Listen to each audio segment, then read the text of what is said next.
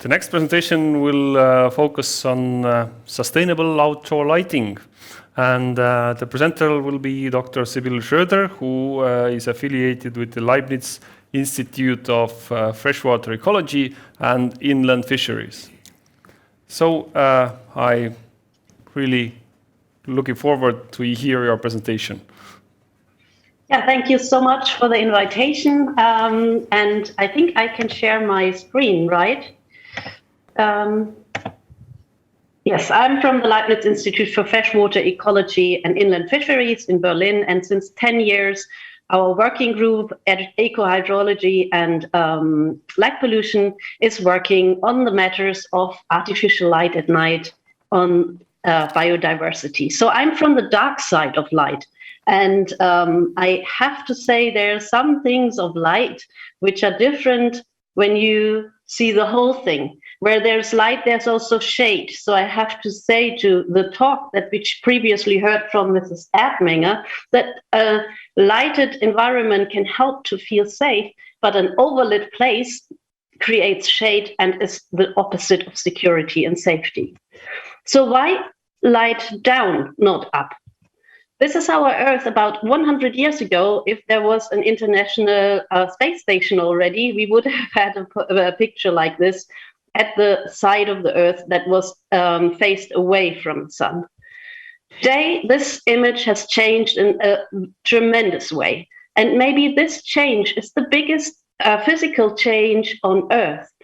Earth has experienced a lot of changes in temperature. That's why we have a lot of models, how climate change will change our living space in future. But about the light at night, this is a new experience where we have no models really, because the light in the nightscape is a new experience which is less than 100 years old. The astronomers have made bottle images of this to show that in the inner city, you only have about 50 stars. And when you come into excellent dark sky sites where you have low light pollution and low air pollution, you will find up to 5,000 stars. And this is a map created by citizens and scientists together.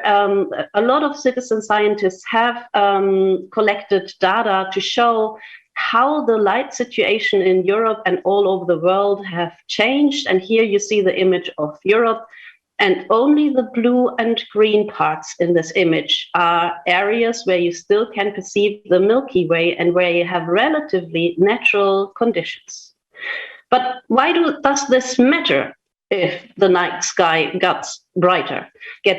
Well, it does matter for a whole lot of organisms. From our mammals, more than 50% are using the nightscape. Bats, amphibians are here in red, because from these groups we have a whole lot of species which are on the endangered lists, on the red list. They do not find a habitat. And from these groups, you see that over 90% or 100% are nocturnal. They do need the nightscape, and this is decreasing by far. If you take this riparian area, which is a great source for biodiversity, and you turn on the light, something like this happens. A few organisms are drawn to the light, are attracted to the light. We speak about vacuum Hoover effects, so that insects are attracted to the lights in very high numbers.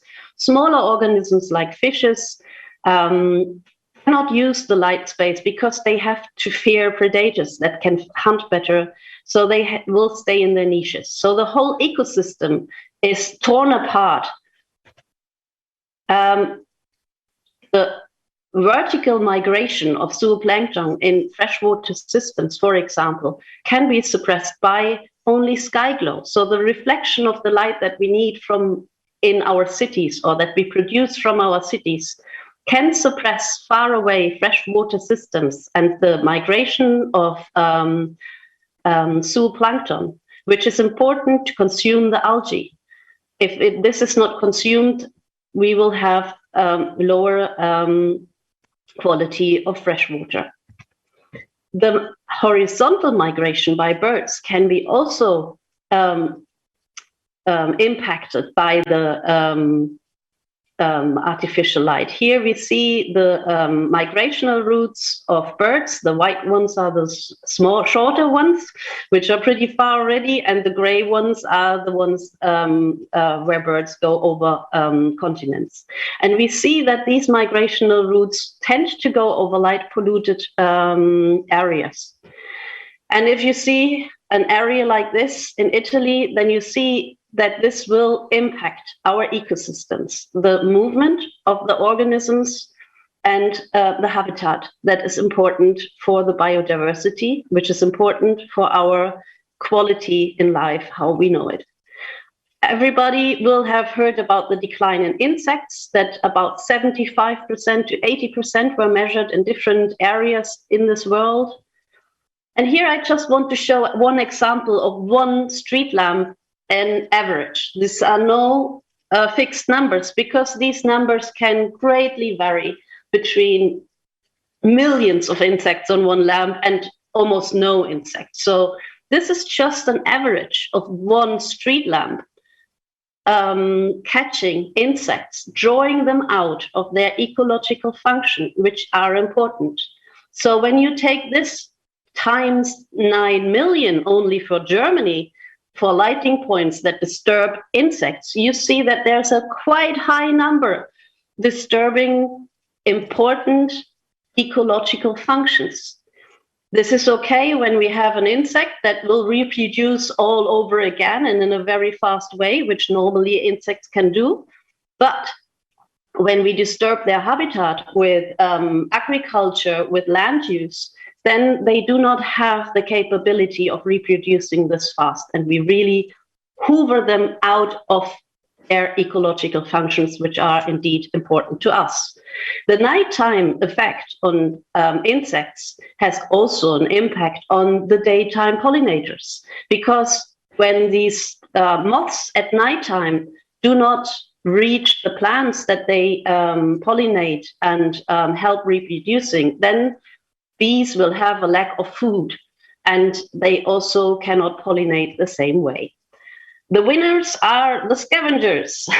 So if you're not interested in snails in your garden, turn off the light, because they feed on that material. And when they find your salad, they also feed on the salad. Yes, for sure. So what can be done? This is how you are now allowed to light a camping ground, for example, in a protected area. You need to find the way, you need to live there. So security and safety first. Shadows don't matter. We light as much as we can. We light in all directions, but we can shield lamps. That is no big deal, to just put shielded lamps everywhere and to guide the light to where we need it. We light in all colors, brightly. Blue light is not good for the environment. A lot of people know this. I can explain in another talk why. Ambient light is much more comfortable. Nobody would like to go to a spa where there is bluish light. So we can create our outdoor environment also with ambient colors. We invest too much light every night. A full moon night has about 0.3 lux light. We invest about 10 lux per street. This is far too high even for our eyes. So we can lower the intensity of the lighting, the brightness in the night, and then we will perceive the night and the stars much better. We will also perceive the danger that is in the shade better, because there will be less shade. So if everybody would use less light, we would have a better environment in our cities and also in our rural areas. So when we put all these arguments together and turn off the light in this way, then we create a nice environment where we still can find our way, but we can also perceive the environment and the stars. Oops, that was the wrong direction, sorry. And if we don't need the light because we go to bed, because we are daytime active organisms. And then we can turn off the light. Nature's best light effects for our lighting planners out there, they are temporary and they are below the intensity of stars. So light pollution is an environmental problem, but the good news is we can solve it in a lifetime with our technology, which is already developed. Sustainable illumination is efficient. It creates visibility and safety. It improves aesthetics, and it has a low impact on ecology and human health. And the starry nightscape, which is also important for our well-being. And how important will sustainable lighting become? In Germany, the Insect Action Plan has already one focus on light pollution. This light, how we created today with all this high intensity light in maybe 12 meters high to create 8 lux on the floor, will not be possible soon. In our new project, species protection through environmental friendly lighting, we create a new street lighting. We want to take the soup of light where a lot of insects are drawn to away and guide the light to the way where we want to perceive the light, where we want to see the objects that are down there, and where we need to only find the way, and we want to perceive our environment. That's why we want to reduce the intensity. And then we have another project. This is a 4-year project where we check this out and we try to transfer our knowledge from ecology to the manufacturers, which is also a communication task. And we also are in an EU project, Erasmus project, in which we want to teach the lighting sector better about what our findings have been in the past 10 years from ecology and deliver it, and hope that we can create better solutions for our cities, for our landscapes. And with this, I say thank you. Thank you very much, Dr. Schroer, for this very wonderful presentation.